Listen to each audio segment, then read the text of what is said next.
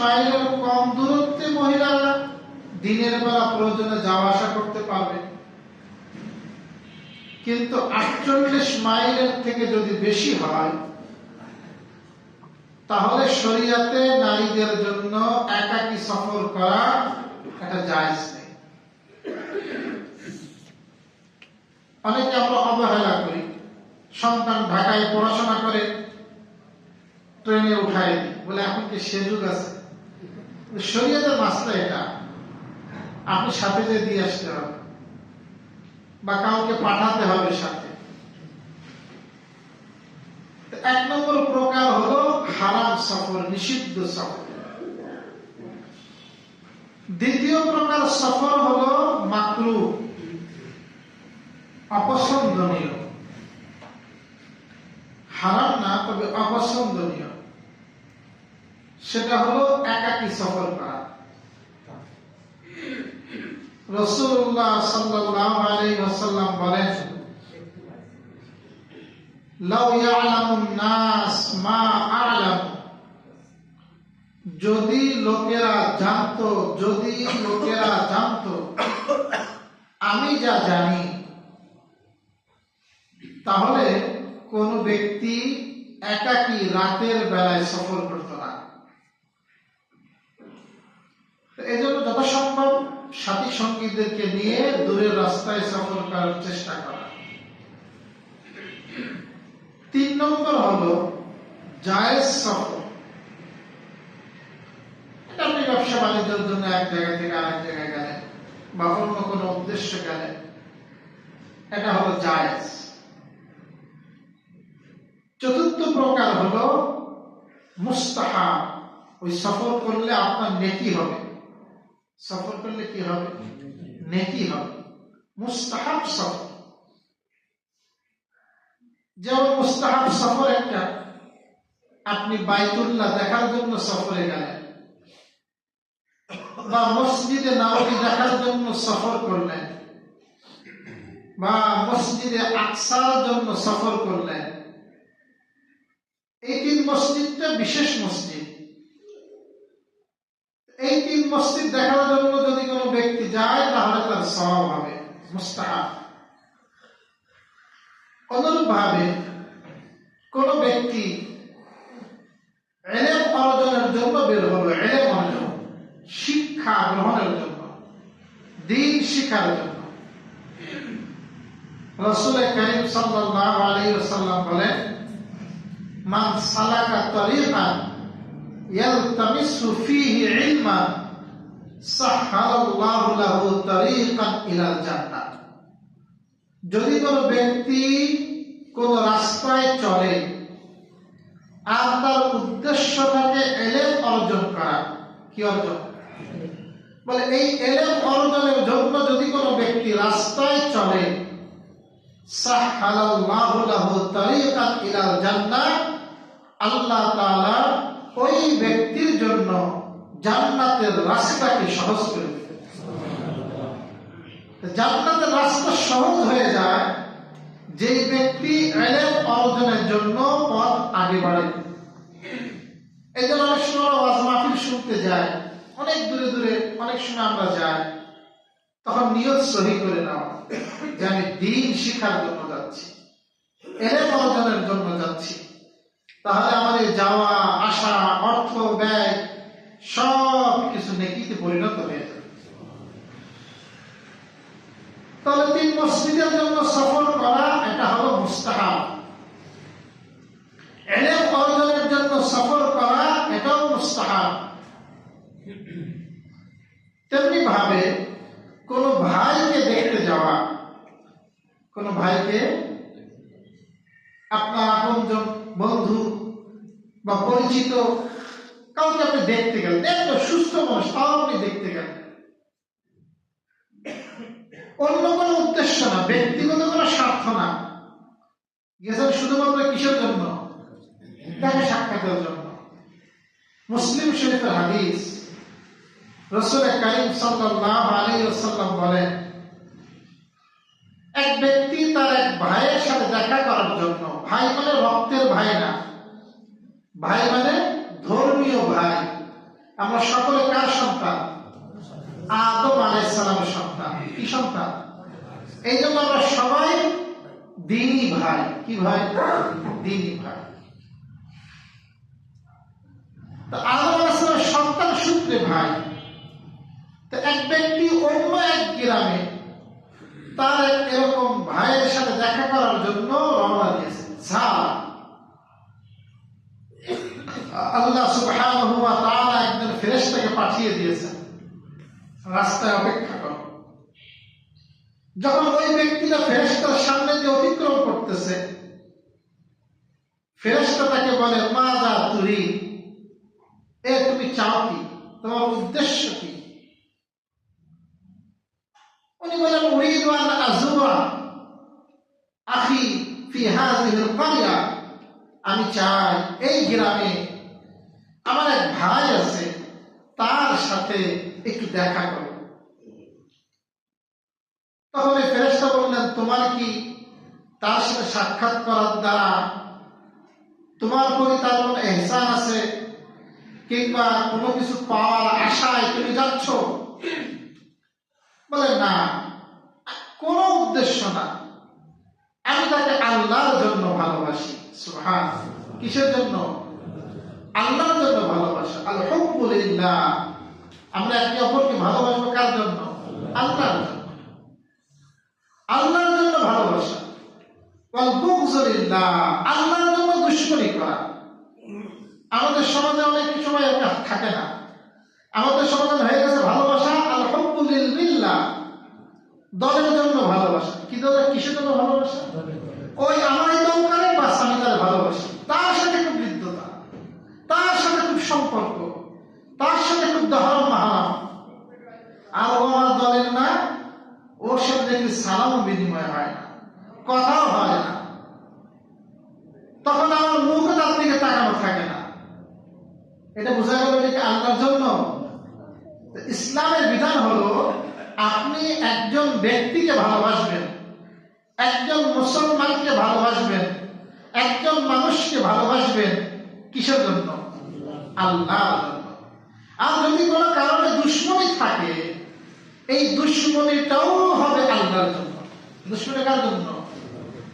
যদি কোনো ব্যক্তি কাউকে আল্লাহর জন্য ভালোবাসে, আবার আল্লাহর জন্যই দুশমনি করে, মান আহাব্বা লিল্লাহ ওয়া আবগাযা লিল্লাহ ফাকাদ ইসতাকমালা ঈমানাহু, নবী বলেন ওই ব্যক্তির ঈমানটা পূর্ণাঙ্গ হয়ে যায়। এটা সহজ কথা না যে আপনি দলের সংকীর্ণতা উঠে আপনি সবাইকে ভালোবাসবেন আল্লাহর জন্য। এটা কঠিন। এই জন্য বলা হয়েছে যে যারা এই কঠিন উত্তীর্ণ হতে পারবে, এদের ঈমান বোঝা গেল পরিপূর্ণ ঈমান। তো এই ফেরেশতা বলতে, তুমি কেন যাও? কিসের জন্য যাও? বলে, আমি যাচ্ছি শুধুই আল্লাহর জন্য, আমি তাকে ভালোবাসি। রাসূল কারীম সাল্লাল্লাহু আলাইহি ওয়াসাল্লাম বলেন, তখন এই ফেরেশতা বললেন, আমি আল্লাহর পক্ষ থেকে দূত এসেছি তোমাকে এই কথা জানানোর জন্য, যেহেতু তুমি তাকে ভালোবাসো আল্লাহর জন্য, আল্লাহ তোমাকে ভালোবাসে এই জন্য। তাহলে কোন ব্যক্তিকে ভালোবাসলে আল্লাহর ভালোবাসা পাওয়া যায়। আপনি একজন মানুষকে ভালোবাসবেন তো আল্লাহ আপনাকে ভালোবাসবে, আল্লাহর ভালোবাসা আপনি পাবেন। কারণ এটা তো আল্লাহর সৃষ্টি। কার সৃষ্টি? আল্লাহর সৃষ্টি। ইসলাম এটা আমাকে শিখায় যে তুমি একজন মুসলমান আর একজন মুসলমানের সাথে দেখা করতে যাবে, অসুস্থ হলে খোঁজ খবর নেবে, তার একটু ইলাজুল মালিশ করবে, তার পাশে বসবে, তাকে একটু সান্ত্বনা দিবে, তার জন্য সুস্থতার জন্য আল্লাহর কাছে দোয়া করবে, এবং তার এই অসুস্থতায় তুমি ব্যথিত, এই বিপদে তুমি ব্যথিত, এই মর্ম বেদনা তুমি তার কাছে প্রকাশ করবে। ইসলাম এগুলো শিখায়। ইসলাম যদি এরকম ব্যক্তি এরকম পরস্পর মহব্বতের সাথে দেখা করে, আল্লাহর ভালোবাসা ওই ব্যক্তির জন্য অবধারিত হয়ে যায়। প্রিয় ভাইরা আমার, এই জন্য আপনি যদি কোনো ব্যক্তির সাথে সাক্ষাতের জন্য সফর করেন, যে আমি ওনার সাক্ষাৎ করব, সাক্ষাতে যাব, তাহলে এটাও আপনার জন্য সওয়াবের কারণ হবে। অনুরূপভাবে আরেকটা সওয়াব, যদি আপনার উদ্দেশ্য থাকে সফরের দ্বারা উপদেশ গ্রহণ, কি গ্রহণ? আল্লাহ তাআলা কোরআনে বিভিন্ন আয়াতে বলছেন। যেমন এক আয়াত আল্লাহ বলেন, কুল সিরু ফিল আরদ ফানজুরু ফাকাইফা কানা আকিবাতুল মুকাজ্জিবিন। সিরু ফিল আরদ, হে রাসূল আপনি বলে দেন তোমরা সফর করো আল্লাহর জমিনে। কোথায়? আল্লাহর জমিনে সফর করো। ফানজুরু, এবার দেখো, কাইফা কানা আকিবাতুল মুকাজ্জিবিন, যারা মিথ্যা প্রতিপন্নকারী তাদের পরিণাম কি হয়েছে এইটা দেখো, দেখে এখান থেকে শিক্ষা নাও। এখান থেকে কি নাও? শিক্ষা নাও যে তোমরা যদি এরকমটি করো তাহলে তোমার জন্য এমন শাস্তি অপেক্ষা করতেছে। এটা হয়তো আজকে অথবা কালকে। এই জন্য উপদেশ গ্রহণের জন্য মাঝে মাঝে সফর করতে হয়, আল্লাহর জমিন দেখতে হয়। চলে যাবেন মিশরে, আর ফেরানের রাস্তা দেখে আসবেন। যাদের সামর্থ্য আছে যাবেন, এখন তো অনেক প্যাকেজ পাওয়া যায়, এক সফরে মিশরও হবে, আপনার উমরাও হবে। একটু টাকা বেশি খরচ হবে, আপনারা প্রথমে উমরা করতে নিয়ে যাবে, আসার সময় মিশরে ট্রানজিট দেবে, 1 সপ্তাহ বা 3 দিন যে কদিন থাকতে চান ঘুরে ঘুরে আবার মিশর থেকে চলে আসবে। এমনি অনেক বিমান মিশরে ট্রানজিট আছে, এয়ারপোর্ট থেকে বের হতে দেয় না, কিন্তু আপনি যদি সময় নিয়ে যেতে চান ভিসা নিয়ে এই সুযোগও আছে। তো এই জন্য মাঝে মধ্যে এই সমস্ত জায়গায় যাওয়া এবং সেখান থেকে উপদেশ গ্রহণ করা যে এখানে এই দৃশ্য হয়েছে, তাহলে এটা কিন্তু বড় আমার জন্য শিক্ষণীয়। এই জাতীয় কারণে সফর করা, এটা হলো মুস্তাহাব। আরেকটা হলো ওয়াজিব। আরেক সফর কি? ওয়াজিব।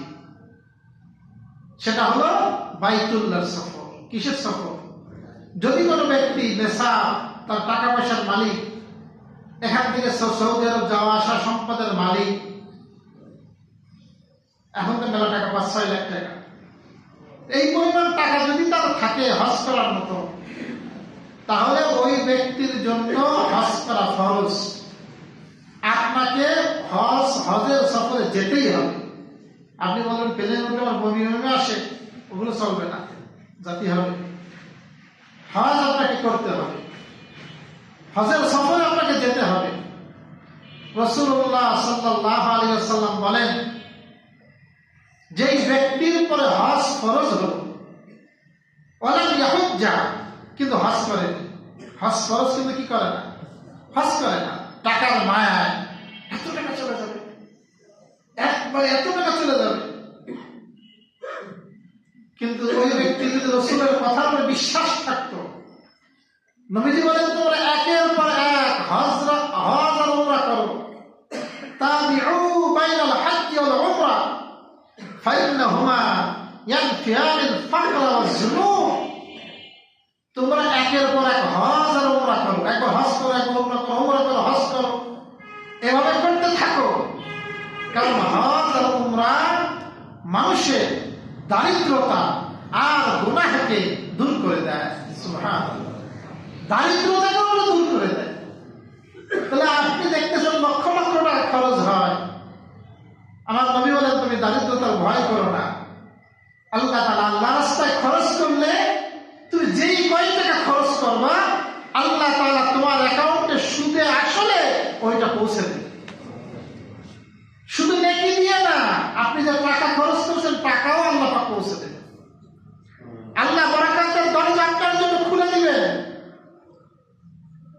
আপনি কল্পনাও করতে পারবেন না কোথা থেকে আল্লাহ পাক আপনাকে বরকত দিবেন। এই বরকতের দরজা আপনার জন্য খুলবে। অনেকে করে না, অনেকে উমরা করার সামর্থ্য উমরায় যায় না। এই যে রমজান মাস আসতেছে, হাদিসের মধ্যে তো আসছে যারা রমজানে উমরা করে এদের হজের সমপরিমাণ নেকি দান করা হয়। এই জন্য হজে রমজান মাসে খুব ভিড় হয় উমরায়। যাদের সামর্থ্য আছে আপনার উমরায় যান, সফর করেন। এই হজের সফরে যাওয়া এটা হলো জরুরি ওয়াজিব। তাহলে সফর হলো 5 প্রকার। তো সফরে যাওয়ার আগে প্রথম কাজ হলো নিয়তকে খালেস করা, নিয়ত ইখলাস। আমার সফরে যাব, আমার উদ্দেশ্যটা ভালো থাকবে যে আমি গুনাহ অর্জন করার জন্য যাচ্ছি না, আমি যাচ্ছি নেকি কামাইয়ের জন্য। যদি আমার নিয়তটা ভালো হয়, আপনি ব্যবসার জন্য যাচ্ছেন, নিয়ত করছেন এখান থেকে যা লাভ হবে কিছু অংশ সদকা করব, এইখান থেকে যা লাভ হবে আমার পরিবারের খরচ নির্বাহ করব, আল্লাহ আমার পর জিম্মাদারি দিয়েছেন আমার সন্তান লালন পালনের, স্ত্রী লালন পালনের। এরকম যদি ভালো নিয়ত থাকে, আপনার এই দুনিয়াবি উদ্দেশ্য সফরটাও আখিরাতের সফর হয়ে যাবে, আখিরাতের সফর হয়ে যাবে। এটা শুরুতে ইখলাস, এটা হলো সফরের প্রথম আদব। দ্বিতীয় দরকার সফরের একটা আদব হলো সফরে বের হওয়ার আগে 2 রাকাত নামাজ পড়ে আল্লাহর কাছে দোয়া করা।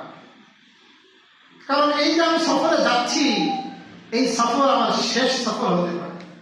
কি হতে পারে? এই সফরটাই আমার শেষ সফর হতে পারে।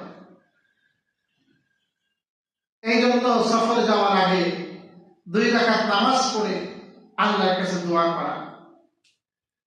3 নম্বর ওসিয়ত করা, সন্তানদের ওসিয়ত করে যাওয়া, যারা বাড়িতে আছে ওসিয়ত করা।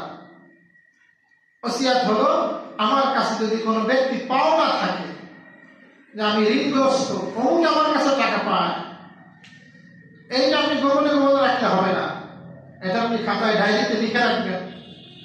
আবার সন্তানদেরকেও জানাবেন, স্ত্রীকে জানাবেন যে আমার মৃত্যুর পরে আমি যদি মারা যাই কোনো কারণে, তাহলে সবার আগে তুমি আমার ঋণ পরিশোধের ব্যবস্থা করো। মানুষ মারা গেলে সবার আগে জিম্মাদারি হলো তার এই সম্পদ থেকে, যে সম্পদ রেখে গেছে, তার দাফন কাফনের ব্যবস্থা করা। কিসের ব্যবস্থা করা? এটা হলো প্রথম জিম্মাদারি। দ্বিতীয় জিম্মাদারি হলো সুম্মা তুকজা দুয়ুনুহু, ওই ব্যক্তি কোন ঋণ থাকলে ঋণ পরিশোধ করা। কি করা? আগেই সম্পদ বন্টন হবে না, সম্পদ বন্টন পরে। আগে হলো তার দাফন কাফন, 2 নম্বর হলো তার ঋণ, ঋণ পরিশোধ। ঋণ যখন পরিশোধ হয়ে গেল, এবার দেখতে হবে তার কোনো ওসিয়ত আছে কিনা। ওসিয়ত, সে যদি ওসিয়ত করে যায়, অনেক সময় করে যায় যে আমার এই টাকাটা তুমি অমুককে দিবা, এরকম যদি ওসিয়ত করে যায়, তাহলে তার ওসিয়ত পূর্ণ করা হবে সুলুসে মাল থেকে, মানে তার মোট সম্পদের 3 ভাগের 1 ভাগ থেকে। তার সে রেখে গেছে 3 লক্ষ টাকা, ওসিয়ত করে গেল 2 লক্ষ টাকা অমুককে দিয়ে দিবা, এটা কার্যকর হবে না, কারণ এটা 3 ভাগের 1 ভাগের বেশি। 1 লক্ষ টাকা পর্যন্ত তার ওসিয়ত কার্যকর হবে, এর বেশি হবে না। এই হলো 3 নম্বর। 4র্থ নম্বরের মাসআলা হলো তার যারা বেঁচে থাকা সন্তান সন্ততি আছে, ওদের মধ্যে এই সম্পদ বন্টন হবে। তাহলে এইটা হলো 4 নম্বরে। তাই সফর করার আগে ওসিয়ত করতে হয়, ওসিয়ত করে যাওয়া। এরপরে যখন ঘর থেকে বের হবেন, এখানে একটা গুরুত্বপূর্ণ, আমরা তো সবসময় ঘর থেকে বের হই, অফিসে যায়, বাজারে যায়, বিভিন্ন কাজে বের হই। ঘর থেকে বের হলে বের হওয়ার সময় পড়তে হয় বিসমিল্লাহি তাওয়াক্কালতু আলাল্লাহ লা হাওলা ওয়ালা কুওয়াতা ইল্লা বিল্লাহ। কি বলতে হবে বলেন? বিসমিল্লাহি তাওয়াক্কালতু আলাল্লাহি লা হাওলা ওয়ালা কুওয়াতা ইল্লা বিল্লাহ। রাসূলুল্লাহ সাল্লাল্লাহু আলাইহি ওয়াসাল্লাম বলেন, যদি কোনো ব্যক্তি ঘর থেকে বের হওয়ার সময় এই কালিমাটা পাঠ করে, ওই ব্যক্তি আল্লাহর জিম্মায় চলে যায়, ওই ব্যক্তি আল্লাহর জিম্মায় চলে যায়। শয়তান তাকে আর ধোঁকা দিতে পারে না, পদস্খলন করাতে পারে না। শয়তান তার অন্য শয়তান সাথীদেরকে বলে, এই এর থেকে দূরে থাক, কারণ এই ব্যক্তি এখন আল্লাহর জিম্মায় রয়েছে। বিসমিল্লাহি তাওয়াক্কালতু আলাল্লাহ, আল্লাহর উপর ভরসা, লা হাওলা ওয়ালা কুওয়াতা কুওয়াতা ইল্লা বিল্লাহ, লা হাওলা ওয়ালা কুওয়াতা ইল্লা বিল্লাহ, এটা অনেক উপকারী, বহুত উপকারী একটা দোয়া, জিকির। রাসূল কারীম সাল্লাল্লাহু আলাইহি ওয়াসাল্লাম বলেছেন, কানজুম মিন কুনুজিল জান্নাহ, জান্নাতের ভান্ডার থেকে একটা ভান্ডার হলো লা হাওলা ওয়ালা কুওয়াতা ইল্লা বিল্লাহ। আর আবু হুরায়রা রাদিয়াল্লাহু তাআলা আনহু বলেন, যদি কোনো ব্যক্তির দারিদ্রতা থাকে, অভাব অনটন থাকে, ফালইউকসির বিকাউলি লা হাওলা ওয়ালা কুওয়াতা ইল্লা বিল্লাহ, সে যেন বেশি বেশি করে লা হাওলা ওয়ালা কুওয়াতা ইল্লা বিল্লাহ পাঠ করে। এটাও পরীক্ষিত, বেশি বেশি লা হাওলা ওয়ালা কুওয়াতা ইল্লা বিল্লাহ পড়লে ওই ব্যক্তির দারিদ্রতা কেটে যায়, অভাব কেটে যায়, রিজিকের দরজা খুলে যায়। তো এই জন্য এটা পড়ে ঘর থেকে বের হওয়া। এরপর যখন বাহনে উঠবেন, বাহনে উঠলে একটা দোয়া আছে, কোরআনের একটা আয়াত, সেটা পড়তে হয়। সেটা কি? লা ইলাহা ইল্লাল্লাহ সুবহানাকা ইন্নী কুনতু মিনাজ জালিমিন। ওটা তো লেখা থাকে সব বাসে, দেখুন ঢাকার যত লোকাল বাস ও সব এই লেখা আছে, লা ইলাহা ইল্লাল্লাহ সুবহানাকা ইন্নী কুনতু মিনাজ জালিমিন। এটা কিন্তু সফরের দোয়া না, ওরা চালায় মানে দিক বিদিক শূন্য হ্যাঁ। তো এই দেখবেন এই দুইবার লেগে গেছে একেবারে, বিপদ থেকে বাঁচার জন্য ওই দোয়া ইউজ করে, এই জন্য লিখে রাখছে। মানে ওদের বাস চালান দেখি মাথা খারাপ হয়ে এত গায়ে গায়ে চাল, এই মাঝখান বলে আমি কিসে যাবো। তো মূলত এটা সফরের দোয়া না, সফরের দোয়া হলো সুবহানাল্লাযী সাখখারা লানা হাযা ওয়া মা কুন্না লাহু মুকরিনিন ওয়া ইন্না ইলা রাব্বিনা লামুনকালিবুন, ওয়া ইন্না ইলা রাব্বিনা, নিশ্চয় আমরা আমাদের রবের কাছেই প্রত্যাবর্তিত হব। দেখেন সফরে যাচ্ছে, আখিরাতের কথা তার স্মরণ করা যাচ্ছে, মানে একটা সংক্ষেপ সফর, সামনে কিন্তু বড় সফর আসতেছে। সামনে কি সফর আসতেছে? তার মানে আমরা দুনিয়াতে সবাই কিন্তু মুসাফির অবস্থায় আছি। এই জন্য কবি একজন খুব সুন্দর বলেছেন যে এহি হাম সব মুসাফির হ্যায় ওহি আখির ঠিকানা, কুই আগে রওয়ানা হ্যায় কুই পিছে রওয়ানা। আমরা এখানে সবাই মুসাফির। আমরা সবাই কি? আমরা মুসাফির, চিরদিনের জন্য, অনন্তকালের জন্য। কেউ অনন্তকালের জন্য না, কেউ চিরদিনের জন্য না। এই তো কয়েকদিনের জন্য আসছি। আমাদের চোখের সামনে কত ভাই চলে গেছে। এই যে আমাদের তোতলায় বসে গেছে, চেয়ারে বসা বসা। আগের দিন আমরা বলতেছে আমাদের এলাকায় কিটা কেটা মারা গেল। আমার এই এলাকায়, এই আমাদের ষষ্ঠীতলায় আপনি আসার পর কিটা কেটা মারা গেছে। আমি একটা তালিকা করতেছিলাম যে বেশ কিছু লোক চলে গেছে আমাদের চোখের সামনে। আল্লাহ সবাইকে জান্নাতবাসী করুন। তো এই যে আমাদের চোখের সামনে তারা চলে গেছেন, আমরা তো চলে যেতে পারি। আল্লাহু আকবার কাবীরা। এই জন্য আমরা এখানে সবাই মুসাফির, কেউ আমরা আগে যাব, কেউ আমরা পরে যাব, এ ছাড়া আর কিছু নাই। এই জন্য বাহাদুরি কিছু নাই। মুসাফিরের কাজ এখন আমার মূল তো এটা না স্টেশন, আমার মূল গন্তব্য আছে।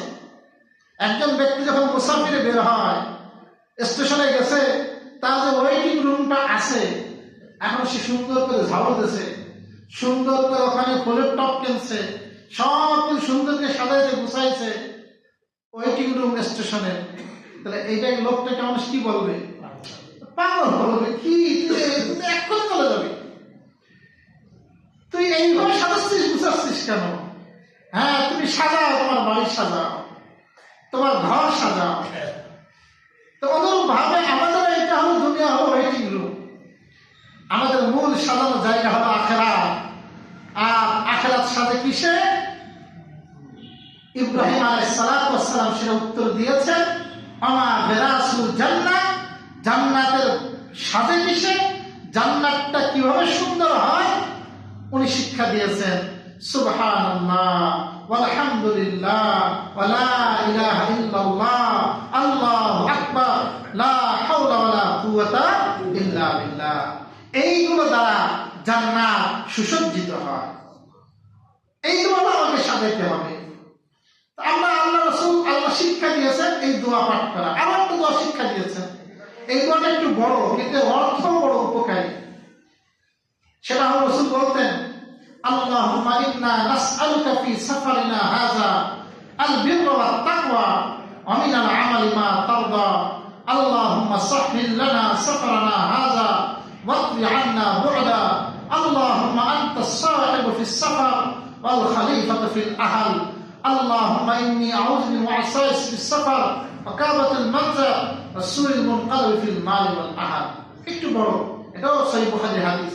এই জন্য সফরের দোয়া আপনারা দেখে দিতে পড়লেও দোয়া পাঠ করা, এরপর যখন চলন্ত অবস্থায় থাকে তখন দোয়া করা। তখন কি করা? কি দোয়া? যে কোনো দোয়া। আপনার ছেলেমেয়ের জন্য দোয়া করেন, আপনার মা বাবার জন্য দোয়া করেন, নিজের জন্য দোয়া করেন। রাসূল কারীম সাল্লাল্লাহু আলাইহি ওয়াসাল্লাম বলেন, সালাতু দাওয়াতিন মুস্তাজাবাতুন, তিন দোয়া অবশ্যই আল্লাহ কবুল করে নেন। কয় দোয়া? লা শাক্কা ফিহি, এর কোনো সন্দেহ নাই, দোয়া করলেই কবুল হবে। তিন ব্যক্তির দোয়া। কয় ব্যক্তির? এক নম্বর দাওয়াতুল ওয়ালিদ, পিতামাতার দোয়া। কার দোয়া? পিতামাতার দোয়া আল্লাহ কবুল করেন। দুই নম্বর দাওয়াতুল মুসাফির, মুসাফিরের দোয়া আল্লাহ কি করেন? কবুল করেন। ওয়া দাওয়াতুল মাজলুম, আর মাজলুমের দোয়াও কি করেন? কবুল করে নেন। কারো উপরে জুলুম করা যাবে না। জুলুম করলে বিপদ আপনার উপরে আসবে। জুলুম করলে বিপদ কার উপরে আসবে? এই যে সামনে নির্বাচন, যে দলটা করেন করুন। এখন আপনি নির্বাচন, আপনার দলের জন্য একে অপরের হামলা অনেকে করে না, একে অপরের নাজেহাল করে। কেমনে কি করবে? বলে আপনি 10 টাকা পাবেন, কিন্তু আপনার আখিরাত কিন্তু শেষ হয়ে যাবে, ধ্বংস হয়ে যাবে। এই জন্য খবরদার, যে যা করবে করবেন, আমি আমার আমল মানে চলবো। আপনি আপনার ভালোটা বলেন, অন্য একটা বিষয় নাক গলানোর সময় আপনার নাই। যাই হোক প্রিয় ভাইরা আমার, আমরা সবসময় দোয়া করবো, মাজলুমের দোয়া থেকে বাঁচবো, সফর অবস্থায় দোয়া করবো। এবার সফর অবস্থায় মূল যেটা আমার আলোচ্য বিষয়, এটা গুরুত্বপূর্ণ। নামাজের ওয়াক্ত হয়ে যায়। কি হয়ে যায়? নামাজের ওয়াক্ত হয়ে গেছে, এখন ওযুর মাসলা। নামাজ করতে গেলে কি করা লাগে? তাহলে আমি সফর করার আগে চেষ্টা করা ওযু অবস্থায় থাকা। কি অবস্থায় থাকা? কারণ যে কোনো সময় আপনার নামাজের ওয়াক্ত এসে যেতে পারে। সাধারণত বর্তমান বাসগুলো সব জায়গায় আপনার কথায় থামবে না, এই জন্য ওযু অবস্থায় সফর করার চেষ্টা করা। এটা যদি ওযু না থাকে তাহলে শরীয়তের মাসআলা হলো তায়াম্মুম। মাসলা কি? ওযুর বিকল্প কি? আপনার গাড়িতে কারোর কাছে কোনো পানি নাই, 1 মাইলের মধ্যেও পানি নাই, এখন আপনার পানি দরকার, নামাজের ওয়াক্ত চলে যাচ্ছে, ওযুও নাই। শরীয়তের মাসলা হলো ওযুর বিকল্প হলো তায়াম্মুম। ফাতায়াম্মামু সাঈদান তাইয়্যিবা, আল্লাহ পাক বলেন তাহলে তোমরা পবিত্র মাটি দ্বারা তায়াম্মুম করো। কি দ্বারা?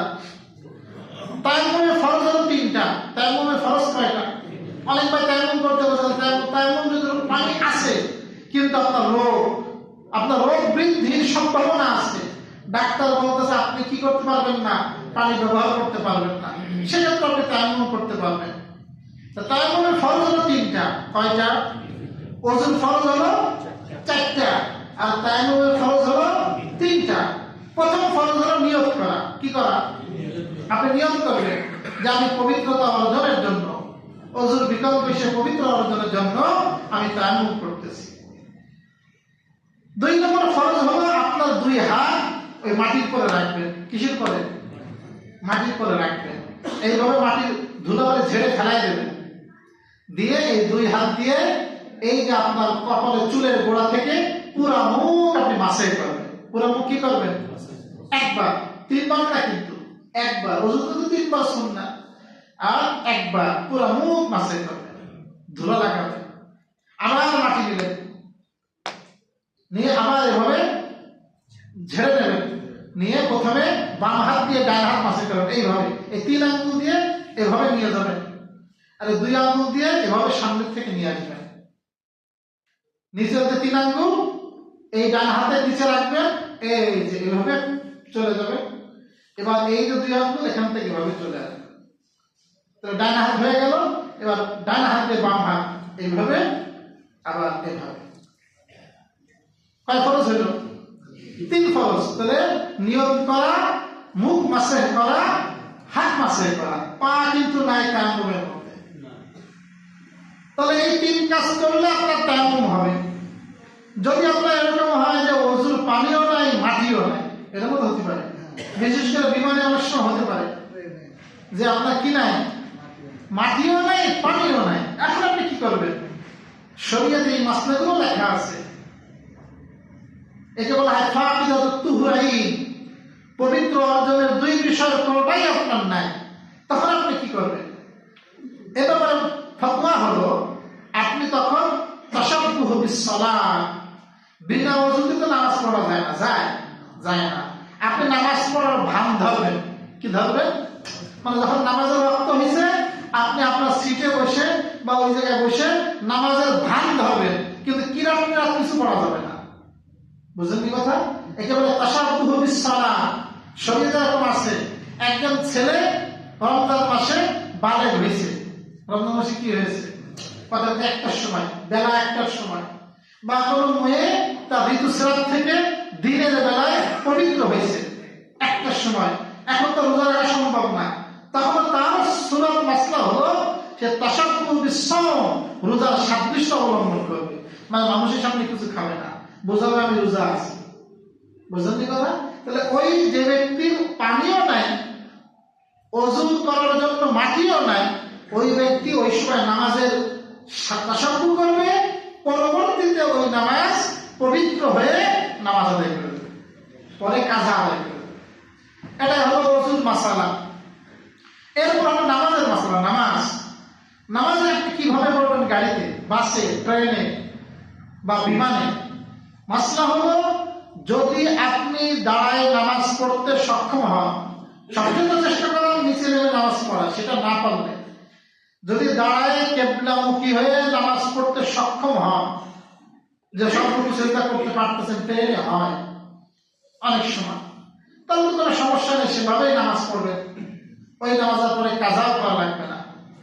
কিন্তু যদি এরকম হয় যে আপনি দাঁড়াইছেন, দাঁড়ানো সম্ভব না, পড়ে যাবেন, বা কেবলা ঠিক থাকতেছে না, এদিক ওদিক হয়ে যাচ্ছে, আপনি বুঝতে পারতেছেন না, এক্ষেত্রে ফোকায় কেরামের দুটো মত আছে। একটা মত তো হলো ওই সময় আপনি ওইভাবেই নামাজ পড়ে দিবেন, আপনি আপনার সিটে বসেই ইশারায় নামাজ পড়ে দিবেন এবং পরবর্তীতে ওই নামাজ কাজা আদায় করবেন।